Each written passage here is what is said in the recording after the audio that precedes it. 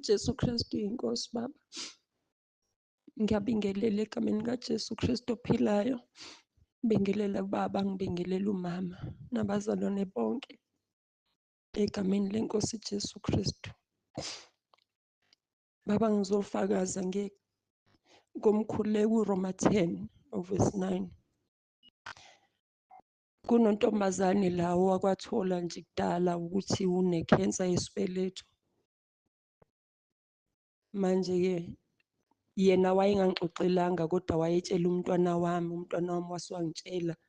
Kwangaba-ke lula ukuthi ngimconfront-e ngaleyo nto ukuthi simisa kanjani ngoba wayengatshelanga mina uqobo. Ngangingathanda ukuthi kubuke ngazuthi untombazane wami uyayikhuluma izinto kimi, kodwa naye wayengitshela ngoba ezizwa ukuthi akazi ukuthi enze njani, am-advise athini.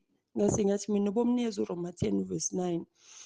Kodwa-ke shuthi-ke azange zamnikeza. Izolo lo ntombazane lo wase wangitshela ukuthi kade udokotela uthi unekhensa yesibeletho. Usewake wezwa before, kodwa-ke sekuwomunye udokotela lo naye ukhonfirma lo ukuthi unekhensa yesibeletho. Ngase ngamnikeza uRoma 10 verse 9. Ngathi ukhuleke usho futhi emva kwababa.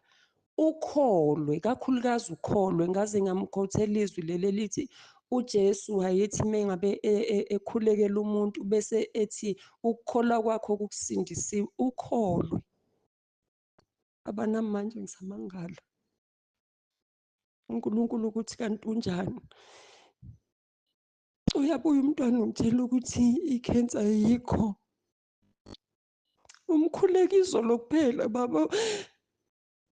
Uyabuya kuthiwa ikhensa ayikho. Angazi ngathini, ngiyamdumisa uNkulunkulu, ngiswela amazwi okumbonga.